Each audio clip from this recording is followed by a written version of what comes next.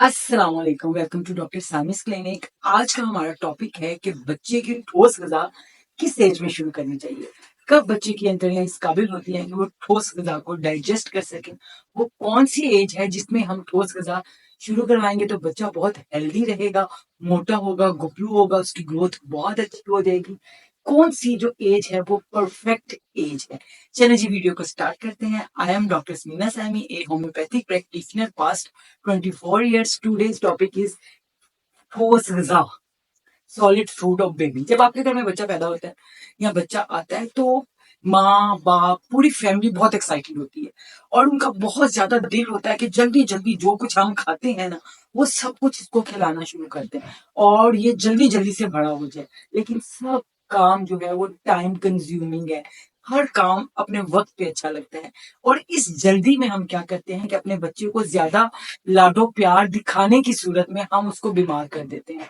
हम वक्त से पहले उसको सॉलिड चीजें खिलाना शुरू कर देते हैं जिसको खाने की, जिसको डाइजेस्ट करने की कैपेसिटी अभी उसकी अंतड़ियों में आई ही नहीं होती। भी उसका डाइजेस्टिव सिस्टम इतना ग्रोथ में नहीं आया होता, निचोड़ नहीं हुआ होता कि वो सॉलिड चीजों को डाइजेस्ट कर सके। तो आप जल्दी जल्दी में चीजें खिलाना शुरू कर देते हैं जिससे बच्चे बचपन से ही अंतड़ियों की बीमारियों का शिकार हो जाते हैं। और आपको जैसे ही बच्चा होता है आपको हर 15 दिन बाद, महीने बाद डॉक्टर्स के चक्कर लगाने पड़ते हैं कि पेट में दर्द है, भूख नहीं लगती, खाना नहीं खाता, एज के साथ बड़ा नहीं हो रहा, सूखता जा रहा है, मुंह पे रौनक नहीं है, पेट में कीड़े हैं।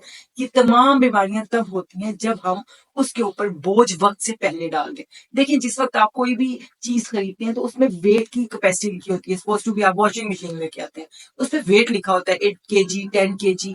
अब जितना वेट है उतना ही वेट डालेंगे तो वो अपना अच्छा प्रोसेस करेगी। लेकिन अगर वेट से ज्यादा वेट डालेंगे विद इन फ्यू मंथ्स वो मशीन आउट ऑफ ऑर्डर हो जाएगी। सेम अगर आपने देखा होगा अक्सर लिफ्ट में आप लोग जाएं, लिफ्ट पे भी वेट कैपेसिटी लिखी होती है।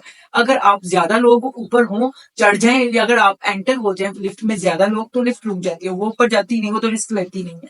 सेम इसी तरह बच्चे का इम्यून सिस्टम, डाइजेस्टिव सिस्टम है कि वो उतना ही डाइजेस्ट कर सकता है जितना एज के साथ उसको ग्रोथ उसकी होती जाती है। मैंने बहुत से पेशेंट आके देखे, माए जो हफ्ते के 2 हफ्ते के बच्चों को लेके भागती हैं कि उनको स्टमक इश्यूज है, कि उससे जो छोटा है उससे उस बच्चे से जो बड़ा बहन भाई था वो जो खा रहा था उसने उसको खिला दिया। यानी कि किसी ने सलांटी खाई तो बच्चे को टेस्ट करा दी, किसी ने पापड़ खाए उसको टेस्ट करा दिए, जूस पी रहे ने जूस पिला दिया। और बहुत से पेशेंट तो मैंने ऐसे भी सुने हैं जिन्होंने आके कहा कि मैंने तो अपने बच्चे को 1 माह की उम्र में तमाम सब्जियां, भिंडियां भी खिलाई, डॉक्टर साहब मैंने भिंडियां खिलाई, कुछ भी नहीं हुआ।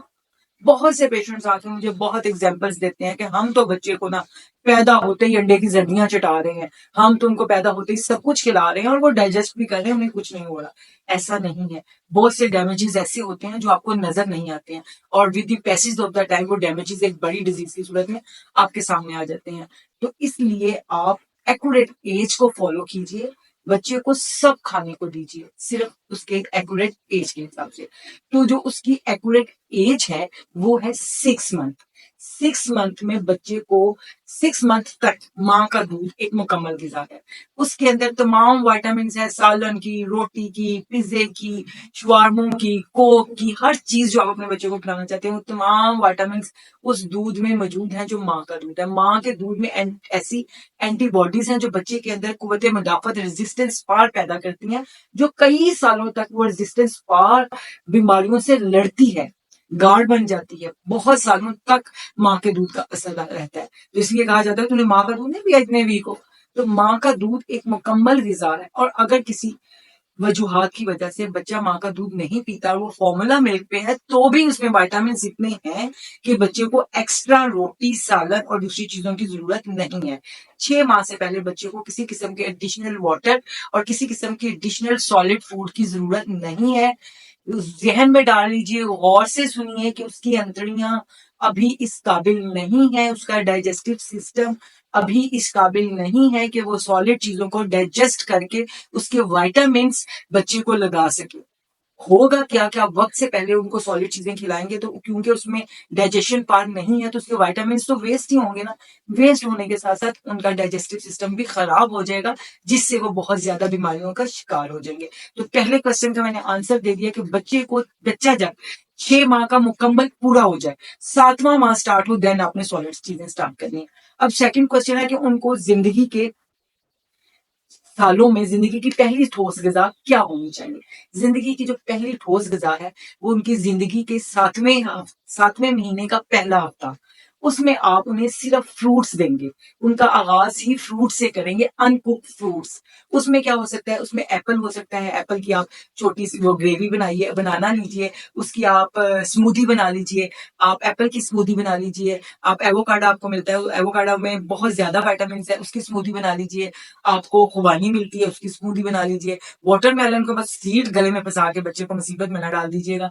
बाकी जितने भी फल हैं, डेली आपने एक फल देना है, एक दिन में सारे फल नहीं दे देने। उसका ये फायदा है कि अगर बच्चे को कोई किसी किस्म की फूड एलर्जी है, अल्लाह रहम करे, तो आप एक दिन में उसको हर 3 घंटे बाद, हर 2 घंटे बाद थोड़ा सा 1 चम्मच 2 चम्मच उसको खिलाएं। जबरदस्ती ना करें, जहां पर वो खाना स्टॉप कर दें चम्मच हटा लें। तो हर 2-3 घंटे बाद 5 से 6 दफा आप उसको मील दें फ्रूट। तो आप ऑब्जर्व भी करें कि इसको किसी किस्म के फ्रूट से कोई एलर्जी तो नहीं है। अगर एलर्जी होगी तो वो भी आपको पता चल जाएगी। एक फ्रूट 1 डे में देने का ये फायदा है। पहला वीक आप ऐसे ही करेंगे। नेक्स्ट वीक में आप वेजिटेबल्स ले लीजिए, ऐसी वेजिटेबल्स जैसे आपने गाजर को हल्का सा स्टीम करके उसकी स्मूदी बना दी, सेम पोटैटो को हल्का बॉयल करके उसकी स्मूदी बना दी, पतला करके उसको खिलाएं। जितना पतला खिलाएंगे उतना उसके डाइजेशन में आसानी होगी। सेकंड जो उसका वीक है 7वें माह का, तो उसमें आप उसको वेजिटेबल दे रहे हैं। अब थर्ड जो वीक आएगा उसमें आप उसको फ्रूट देंगे एंड उसको वेजिटेबल ऑल्टर करके देंगे। 3 हफ्ते गुजर चुके हैं, बच्चे की सॉलिड डोज को शुरू किए हुए। आप उसको एग्जामिन कर चुके हैं कि बच्चे को आया कोई फूड एलर्जी तो नहीं है, कोई चीज जिसको खाने से बच्चे को बहुत ब्लोटिंग गैस हुई हो, लूज मोशन हो गई हो, या कोई ऐसा फूड जिसको लेने के बाद बच्चे को बहुत ज्यादा कॉन्स्टिपेशन हो गई हो। तो आपको अपने बच्चे को जज करने में बहुत फायदा मिलेगा, और ये जो आपकी जजमेंट होगी उसकी जिंदगी के बहुत सालों तक आपके काम आएगी, जब तक आप उसके साथ रहेंगे।